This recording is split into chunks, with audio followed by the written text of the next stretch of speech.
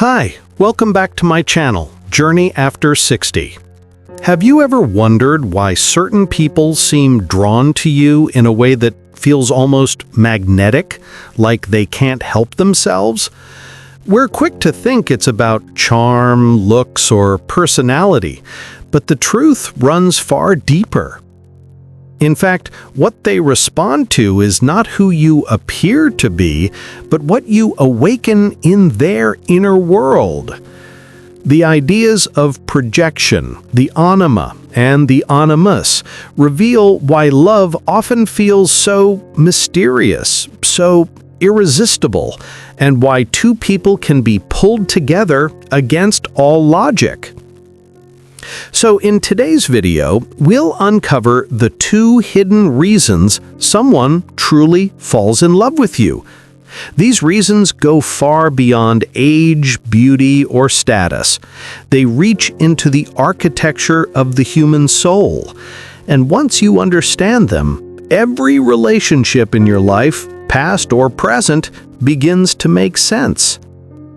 So, before we dive deeper, if this topic stirs something in you, don't just let it slip by. Hit that like button, share this video with a friend who might need it, and subscribe to Journey After 60. Here, we go beyond the surface and talk honestly about love, wisdom, and the truths of growing older with dignity. All right, let's get started with the first reason. It may not be obvious on the surface, but it's the very force that makes someone feel a pull toward you before they even understand why. 1. The Anima, the inner image that draws him to you. The first reason someone falls in love with you is not about who you are on the outside, but about the image you awaken inside them. According to Carl Jung, the Swiss psychiatrist and philosopher of the human soul, a man doesn't just fall for the woman in front of him, but for the anima she awakens inside him. Carl Jung called this inner image the anima, the feminine side of a man's psyche.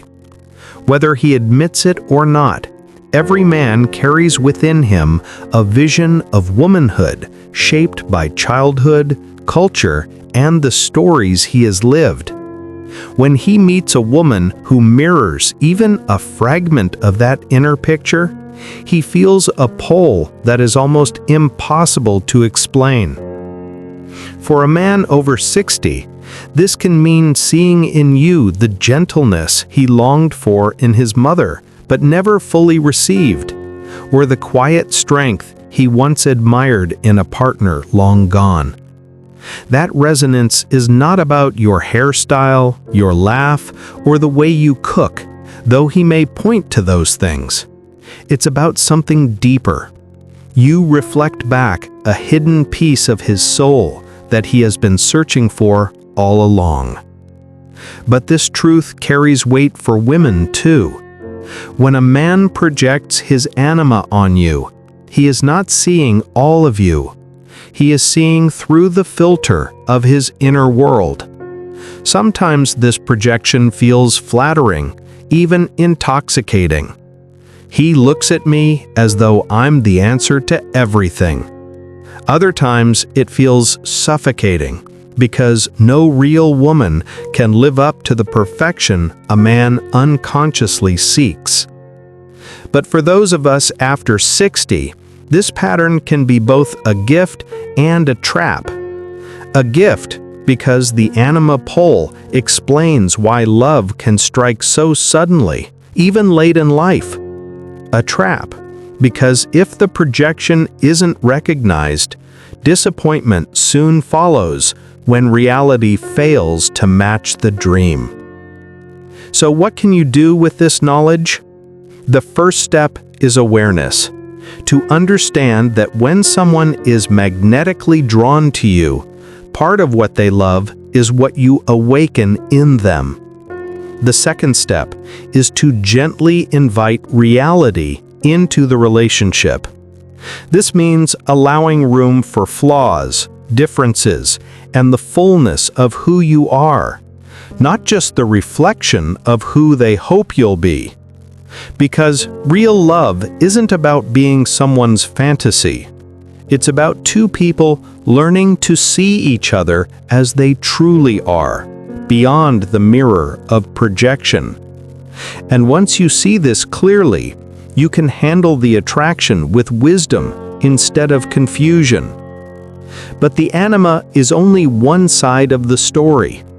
Jung also spoke of its counterpart, a force just as powerful, rooted in the feminine psyche. And that brings us to the second reason people fall in love with you. 2. The animus, the inner voice that shapes attraction. Not every pull of the heart begins with a man's vision of the feminine. For women, love often takes root in another hidden force. Carl Jung explored the deepest corners of the psyche, called it the animus, the masculine image living within a woman's unconscious. Every woman carries an inner chorus of voices shaped by the men who influenced her life, a father, a teacher, a first love, even the men who once disappointed her. Over the years, this inner figure hardens into an ideal, a standard of what masculine presence should feel like. And when she meets a man who matches that inner image, the attraction is immediate, powerful, and sometimes bewildering. For women after 60, the animus can be both comforting and dangerous. Comforting because it explains why even in later years a single conversation, a steady gaze, or a man's quiet confidence can stir the heart in ways she thought were long past. Dangerous because often she is not falling for him as he really is, but for the echo of an inner figure she has carried for decades. This is why so many older women say, "I don't know why, but he just feels familiar." It is the animus being awakened. When the animus is projected too strongly, the man in front of her risks being measured against an invisible standard he can never fully satisfy. Disappointment follows not because he failed, but because no living man can perfectly embody the inner masculine image a woman holds within. My friend Margaret, whom I've known for more than 10 years, she lost her husband in her late 50s and swore she'd never open her heart again. Yet a few years later, she met a man at her church group named Daniel. From the very first conversation, she felt something magnetic, not because of his looks or charm, but because he carried a calm strength that reminded her of her late father. She once told me, "It wasn't Daniel's jokes or even his kindness that struck me. It was the way he listened. It felt like hearing a voice I'd known my whole life." That was the animus at work, the hidden inner image being projected outward, making Daniel feel instantly familiar, almost destined.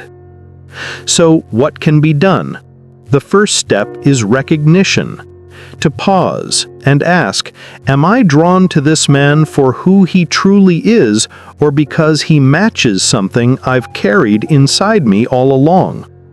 The second step is to allow reality to speak louder than projection, to give space for the real man, with his flaws and differences, to stand separate from the animus image.